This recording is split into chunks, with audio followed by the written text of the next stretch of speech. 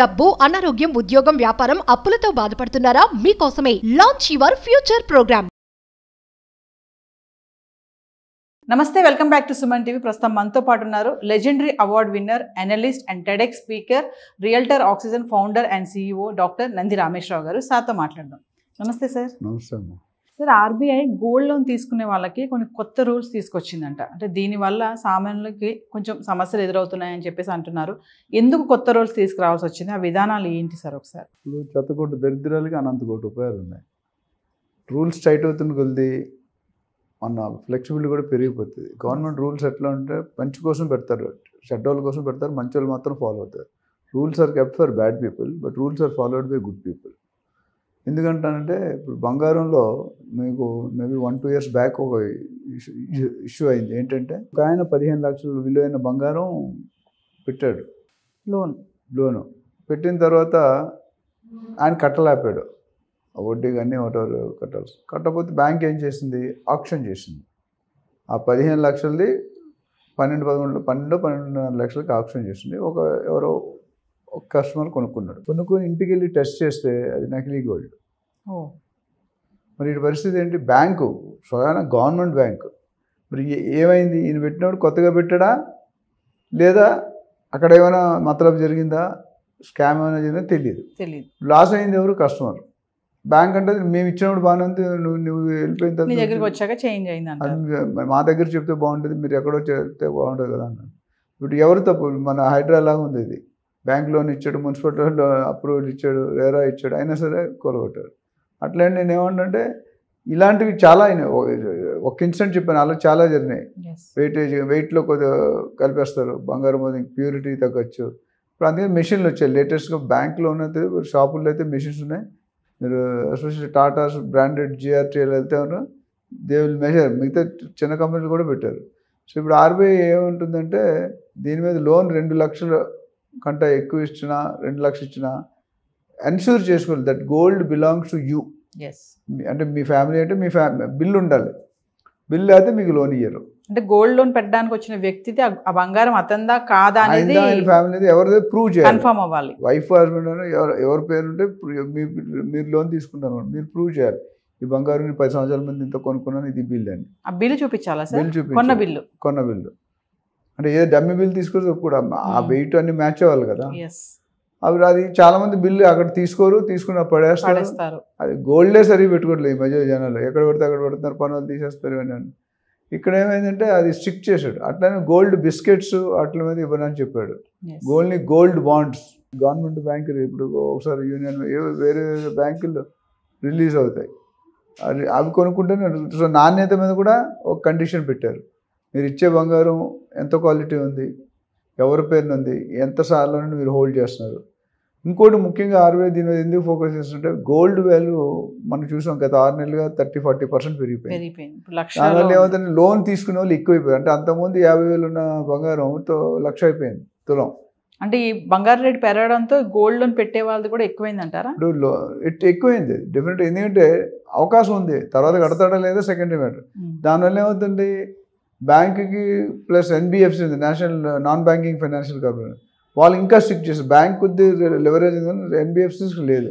So వాళ్ళు ఒకవేళ ఈ రూల్స్ ఫాలో అయిపోతే బ్యాంక్రప్ట్ అయిపోతారు. తీసుకొని ఎగ్గొట్టారు అనుకోండి, కొనేది 50,000 బంగారం ఇప్పుడు 1,00,000 అయింది అంటే డబుల్ అవుతుంది.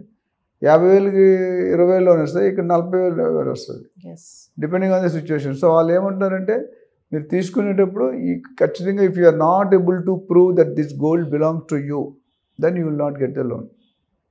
క్వాలిటీ చెక్, నాణ్యత. కొన్ని ఆర్నమెంట్ లోన్ ఇస్తున్నారు, కొన్ని బిస్కెట్స్. గోల్డ్ బిస్కెట్ అంతకుముందు లోన్ ఇచ్చారు, ఇప్పుడు లోన్ ఇవ్వరు, ఓన్లీ ఆర్నమెంట్స్. అట్లనే దానికి కూడా సరైన ఇన్ఫర్మేషన్ ఉండాలి. ఎక్కడ కొన్నారు, ఎప్పుడు కొన్నారు, ఎలా కొన్నారు, ఏ క్యారెట్ కొన్నారు, ఎంత వెయిట్ కొన్నారు ప్రూవ్ చేయాలి. ఒక 0.5 grams ఇటు అటు మారచ్చు, కానీ మొత్తం అయితే మరి 20 తులాలు తీసుకున్నాను అనుకోండి, ఎంత 200 గ్రాములు. 200 గ్రాములో 1-2 grams అరిగి, లేకపోతే మొత్తం అంతా ఉండాలి కదా. సో దాని మీద ఏమంటారంటే బ్యాంకులు కూడా ఒక హెచ్చరిక ఇచ్చారు, మీరు ఈ ఫాలో కాకపోతే కనుక. ఎందుకంటే ఈచ్ వాల్యూ పెరిగింది. అంతకుముందు 10 లక్షలు 20 లక్షలు అయింది. వాళ్ళు పెట్టింది 10 లక్షలు 8 లక్షలు పెట్టుంటారు, కానీ ఇప్పుడు వాల్యూ లోన్ అయితే 20 లక్షలు తీసుకుంటున్నారు. So that means they are taking bulk. వాళ్ళు ఇవ్వకపోతే ఈ ట్రెండ్ ఎప్పుడంటే గోల్డ్ రేట్ పెరిగిందంటే ఎక్కువ, అంతకుముందు కూడా లోన్స్ ఉండేవి, యావరేజ్గా ఉండేవి. ఇప్పుడు లోన్స్ బాగా విపరీతంగా పెరిగాయి. హౌసింగ్ లోన్ లాగా అయిపోయింది గోల్డ్ లోన్ కూడా. అంటే సార్ లోన్ పెట్టే వాళ్ళు కూడా ఈ ఆలోచనతో ఉంటారా, పెరుగుతుంది కాబట్టి మనకు డబ్బులు ఎక్కువ వస్తాయని పెట్టేయడం, కట్టడం లేదనే తర్వాత విషయం. ఇప్పుడు మీరు కార్ చూడండి, మీరు మాదాపూర్ హైటెక్ సిటీ వెళ్తే ప్రీ ఓన్డ్ కార్స్ ఉన్నాయి. ఏంటి, కార్ తీసుకోవాలా, 50,000 లక్ష పెడితే కార్ ఇచ్చేస్తాడు, బెంచ్ కార్ కూడా ఇచ్చేస్తాడు. తర్వాత 3 గంటలు సోకు తిరగాల, దాన్ని ఈఎంఐ కార్డు అడుగు సరెండర్ చేస్తాడు. అప్పుడు ఎలా వస్తుంది మరి, అమ్ముకోవాలి, అమ్ముకుంటే లాస్ వస్తుంది, మరి కంపెనీ లాస్ అయిపోతుంది కదా. అందుకని ప్రీ ఓన్డ్ కార్స్ ఎక్కువ. అంతకుముందు 1, 2 ఉండేది, 10, 12 షాపులు ఉన్నాయి ఒకే ప్లేస్లో. మీరు 100 ఫీట్ రోడ్డుకి వెళ్తే అవే ఉంటాయి, జూబ్లీ రిచ్ హోటల్ దగ్గర. సో రోడ్డుకి ఇటు అటు అంటే అంత బిజినెస్ ఉంది. అంటే డిఫాల్టర్స్ ఎక్కువైపోయారు. 2 వీలర్స్ కానీ 4 వీలర్స్ కానీ పెద్దవి కానీ అన్ని బ్రాండ్ అంటే బెంజ్, మెర్సిడీస్, తర్వాత BMW, ఆడి, పోర్షే, ల్యాంబోర్గిని, ఇవన్నీ పెద్ద పెద్ద కార్లు. అంటే ఒకటి 1 కోటి రూపాయలు, 2 కోట్లు, 3 కోట్లు, వాళ్ళు కూడా డిఫాల్ట్ అవుతున్నారు. ఇన్ఫ్యాక్ట్ వాళ్ళే ఎక్కువ డిఫాల్ట్ అవుతున్నారు. మిడిల్ క్లాస్ పర్సన్కి భయం ఉంటుంది, ఇవ్వకపోతే ఏమవుతుందని. ఇలా లేదు. సో అందుకని ఇవన్నీ ఏంటంటే గవర్నమెంట్ ఈజ్ కంట్రోలింగ్, అంటే their job is to protect the public. అట్లా అని బ్యాంకును కూడా వదిలేదు. బ్యాంకును కూడా ఇద్దరికి విన్ విన్ సిచ్యువేషన్ ఉండాలి. మీరు తీసుకుని అమ్ముతూ ఉంటే కూడా మీకు డబ్బులు రాగలగాలి, సేమ్ వాల్యూ రావాలి. అందుకనే 100% ఇవ్వరు. వాల్యూ ఎంత ఉందో దానికి 50-60% మాత్రం ఇస్తారు. అంటే స్కామ్స్ జరుగుతున్నాయి కాబట్టి ఈ విధానాలను తీసుకురావడం జరిగింది అనుకోవచ్చు అంటారా? అబ్సల్యూట్లీ. అందుకే, ఎందుకంటే మనకి కోర్టుకి వెళ్తే చెక్ బౌన్స్లు, డైవర్స్లు, లోన్ ఫర్ డిఫాల్ట్స్ ఇవే ఉన్నాయి. లోన్ డిఫాల్ట్ చాలా మంది, credit card defaulters, loan defaulters, housing loan defaulters, especially automobile. రౌడీలు పెట్టి కలెక్షన్ టీమ్ సపరేట్ ఉండేవాడు. నయాన్న భయాన్న బెదిరించి తీసుకొస్తాడు, లేకపోతే కారు ఎత్తుకొస్తాడు, లేకపోతే ఇంట్లో సామాన్లు ఎత్తుకొస్తాడు, లేకపోతే మనుషులను ఎత్తుకొస్తాడు, రకరకాలుగా. సో కోర్టులో 50% తగ్గిపోతుంది ఇవి కానీ కరెక్ట్గా ఉంటే. ఎందుకంటే చెక్ బౌన్స్ ఎప్పటికీ జరుగుతున్నాయి. ఎన్నిసార్లు చెప్పినా ఆ తప్పులు జరుగుతూనే ఉన్నాయి, ఇంపాక్ట్ ఉంటూనే ఉంది. అందుకని government is trying to their best to control these kind of mall practices. ఎవరైనా మాల్ ప్రాక్టీసెస్ ఉంటే వాళ్ళని కంట్రోల్ చేయండి. ఇది ఒక విధానం.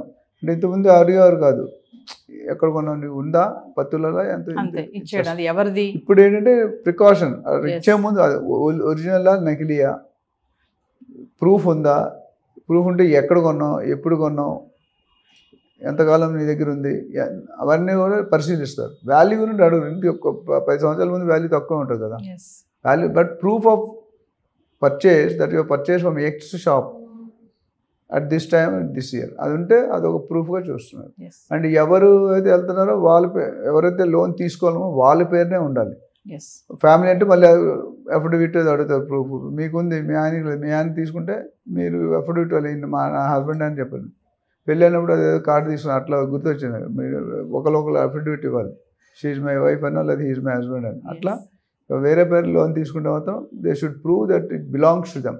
మరి బంగారం ధరలు చూసుకుంటే మరి 90,000 ఉన్నప్పుడు మనం మాట్లాడుకున్నాం, మరి ఈరోజు 1,00,000 దాటేసింది బంగారం ధర. అంటే పెరగడానికి గల కారణాలు ఏంటంటారు? 1,00,000 చిల్లరలో నడుస్తుంది ఇప్పుడు బంగారం. అది ఎప్పుడో మనం 6 నెలల ముందే చెప్పాం కదా, 75-80,000 ఉంటే నేను చెప్పాను 1 lakh రీచ్ అవుతుంది.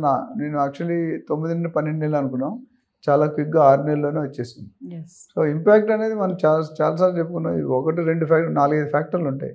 First US economy, inflation rate, central bank reserves ఉంటాయి, అంటే political wars, government policies, import tax effect. So ఇట్లా ఇవన్నీ కూడా రాజు చావుకు 100 మంది కారణం అన్నట్టు అన్ని కారణాలు, ఒకటి కాదు.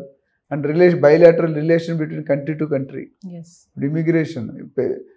యుఎస్లో నాకు తెలిసి ఆల్ ఇండియాలో పేరెంట్స్ కంటే 50,000 కోర్స్ ఈ ఏడాది మిగిలిపోయిందంట. అంటే ఎవరు వెళ్ళట్లేదు.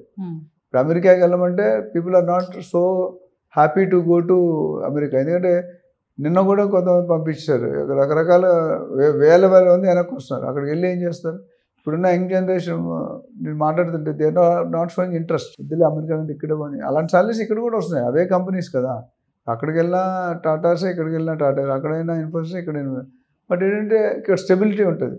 అక్కడ ఎప్పుడే డెసిషన్, ఇప్పుడు ఇరాన్, ఇరాక్, ఇజ్రాయెల్, యుక్రెయిన్, ఇవన్నీ కూడా, రష్యా, కొట్లాడుకుంటే ఏమో ఎవడు రాడు అక్కడికి. అంటే సార్ కొంతమంది చెప్తున్నారు తులం బంగారం 2 లక్షల వరకు కూడా వెళ్ళే ఛాన్సెస్ ఉన్నాయి అంటున్నారు. వెళ్తుంది అంటారా? అది టూ ఎర్లీ. పెరిగితే కానీ 2 lakhs అనేది ఐ డోంట్ అగ్రీ 100 అవుతుంది, బట్ స్లోగా అవుతుంది. అంత 2 lakhs 1 lakh రావడానికి మనకి ఎన్ని సంవత్సరాలు పట్టింది? మేబీ అంత టైం పట్టబోయే, బట్ అంత స్టీప్ ఇంక్రీజ్ ఉండదు. మధ్యలో కొద్ది డ్రాప్ అవుతుంది కూడా, మధ్యలో మీరు చూసి కొద్ది డ్రాప్ అవుతుంది. అదే డబ్బులుంటే గోల్డ్ కొనుక్కోవడం ఎప్పటికైనా మంచిది. ప్రతి ఇంట్లో కూడా పావు కేజీ 1 kg బంగారం మినిమం ఉండదు. పెద్ద పెద్ద ఇంట్లో కేజీలు కాదు టన్నులు ఉంటాయి, అది వేరే సంగతి. బట్ యావరేజ్ మీలాంటి వాళ్ళు 4 కనీసం 4 మీలాంటి కాకుండా పెట్టుకుంటే ఎమర్జెన్సీ క్యాషబుల్ ఈజీ లిక్విడ్ వస్తుంది, మిగతా ఏవి కూడా రావు. ఇన్వెస్ట్మెంట్ పర్పస్ గా చూసుకుంటే సార్ ఈ టైంలో గోల్డ్ పైన పెట్టడం అనేది, అంటే స్టాక్ మార్కెట్, మ్యూచువల్ ఫండ్స్, ఇన్ని సెగ్మెంట్స్ ఉన్నాయి కదా, గోల్డ్ పైన ఈ టైంలో ఇన్వెస్ట్మెంట్ అనేది ఎంతవరకు కరెక్ట్ అంటారు? నేను అంతకుముందు చెప్పాను, real estate, gold, stock market, mutual funds. అదే రియల్ ఎస్టేట్లో ఎప్పుడు కూడా స్థిరాస్తిలో స్థిరంగా పెరుగుతుంది. గోల్డ్లో 80% పెడితే 10-20% డ్రాప్ అయ్యే. ఇప్పుడు మనం కూడా చూసాం, 1,00,000 నుండి 93,000, 95,000, 97,000 కొట్టుకుంటుంది. 1,03,000, 1,04,000 వెళ్ళింది, మళ్ళీ అక్కడ నుండి 92, 93 వచ్చింది. రియల్ ఎస్టేట్లో డ్రాప్ అనేది తక్కువ కదా, ఒక టైంలో స్లో ఉండొచ్చు గ్రోత్ రేట్ కొన్ని ఏరియాల్లో.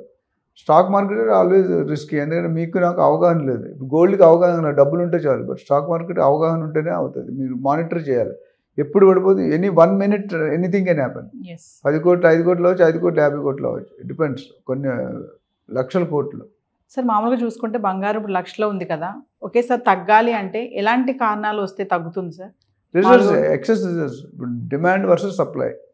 డిమాండ్ ఎక్కువ ఉండి సప్లై తక్కువ ఉంటే రేట్ ఎక్కువ ఉంటుంది. రివర్స్, సప్లై ఎక్కువ ఉండి డిమాండ్ తక్కువ ఉంటే రేట్ తగ్గుతుంది. It's law, universal law. మనం కొత్తగా చెప్పేదాన్ని. దానికి ఇప్పుడు యుద్ధాలు ఆగి, ఇప్పుడు పాకిస్తాన్ ఇండియా యుద్ధం ఆపారు.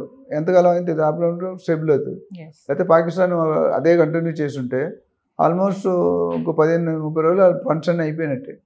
అందుకనే కాలు ముఖ్య స్టేజ్కి వచ్చేసారు. ట్రంప్ టారిఫ్ ఎఫెక్ట్ కూడా ఇప్పుడు పెరగడానికి, 1,00,000 వరకు వెళ్ళడానికి కూడా కారణం. ఇప్పుడు నా కాస్ట్ ఆఫ్ ప్రొడక్షన్ పెరిగిపోతుంది కదా, రేట్. ఇప్పుడు raw material, spares, accessories, consumables plus your profit is equal to sell price.